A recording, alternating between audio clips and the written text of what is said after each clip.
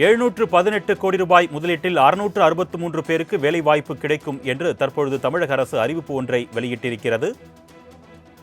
Snyder நிறுவனம் 718 கோடி ரூபாய் முதலீடு செய்ய இருப்பதால் அதில் 600க்கும் மேற்பட்டோருக்கு வேலைவாய்ப்பு கிடைக்கும் என்று தமிழக அரசு தற்பொழுது அறிவிப்பு வெளியாகியிருக்கிறது.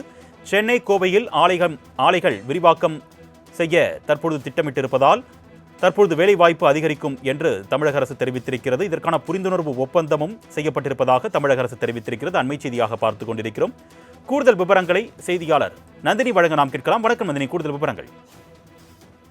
வணக்கம் அருணேஷ். 718 கோடி முதலீட்டில் 663 நபர்களுக்கு வேலைவாய்ப்பு அளிக்கும் வகையில் ஸ்டெர்லைட் எலக்ட்ரிக் குழுமம் அதன் சென்னை மற்றும் கோயம்புத்தூர் ஆலைகளின் விரிவாக்கம் மற்றும் ஒசூர் புதிய ஆலை அமைப்பதற்கான புரிந்துணர்வு ஒப்பந்தம் தமிழ்நாடு முதலமைச்சர் முன்னிலையில் மேற்கொள்ளப்பட்டிருக்கிறது. சென்னை தலைமைச் செயலகத்தில் தமிழ்நாடு முதலமைச்சர் முன்னிலையில் ஸ்னைடர் எலக்ட்ரிக் குழுமம் 718 கோடி ரூபாய் முதலீட்டில் புரிந்துணர்வு ஒப்பந்தம் மேற்கொள்ளப்பட்டிருக்கிறது.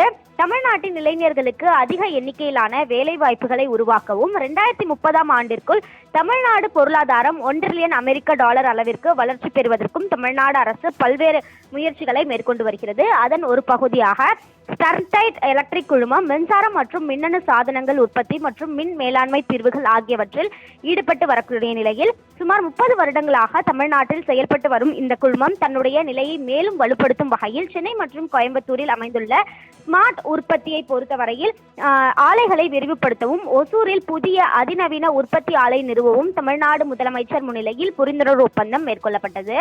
இந்த முதலீடுகள் மூலம் ஏற்றுமதியை ஊக்குவித்து உள்ளூர் உற்பத்தி மற்றும் வணிக வளர்ச்சியை வலுப்படுத்த ஸ்டெர்லைட் எலக்ட்ரிக் குழுமம் திட்டமிட்டிருக்கிறது.